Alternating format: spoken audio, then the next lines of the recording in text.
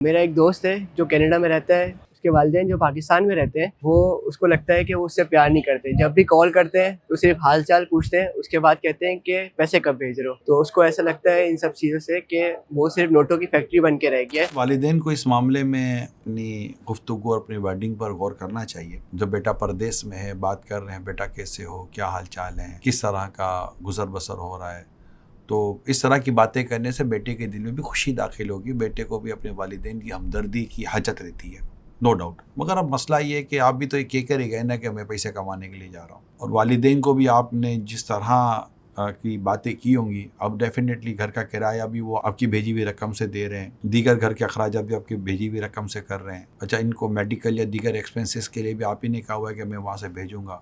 تو ہو سکتا ہے کہ اس طرح کے اگر حالات ہوں تو میرا خیال ہے ایسے میں آپ دل بھرا رکھیں. اب والدین نے بھی اپنے طور پر کیا نہ جب کیا. اس وقت جب چھوٹے تھے تو والدین سے آپ کیا اتنی ہمدردیاں کر کے پیسے مانگتے تھے؟ کہتے تھے ابو $10 چاہیے، $20 چاہیے، $100 چاہیے. اب ابو بولے گا مجھ سے پوچھو تو صحیح میں کیسے رہتا ہوں، کیسے کھاتا ہوں، کیسے پیتا ہوں، کیسے کماتا ہوں، کیسے سب کچھ کرتا ہوں. آپ بھی تو نہیں کرتے تھے، آپ نے بھی تو والد صاحب سے صرف پیسے ہی مانگے ہیں.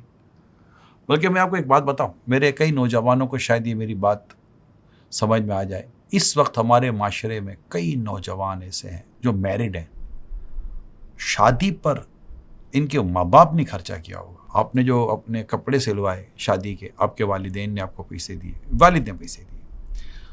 آپ نے جو ولیمہ کیا، آپ کے والد صاحب نے. ایون کہ جو آپ نے جو مہر ادا کیا ہے نا اپنی بیوی کو، وہ مہر کی قیمت بھی آپ کو آپ کے ابو نے دی تھی.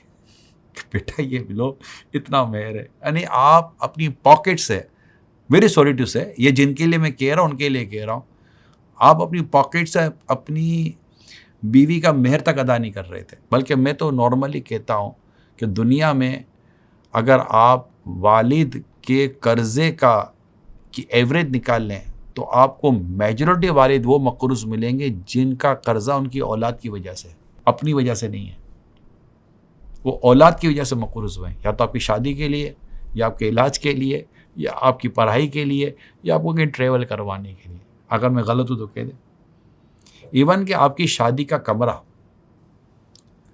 بھی آپ نے تیار نہیں کیا تھا، آپ کی شادی کا فرنیچر بھی آپ کے والد صاحب نے تیار کر کے دیا تھا. ہاں، ان کا الگ ہے جنہوں نے اپنی بیٹیوں کے لیے کر کے دیا، وہ ایک الگ ٹاپک ہے. لیکن یہاں میں ان بیٹوں سے بات کرنا چاہتا ہوں جن کے زبان پر بدقسمتی کے ساتھ یہ ورڈ آتا ہے، یار ہمارے والدین نے ہمارے لیے کیا ہے.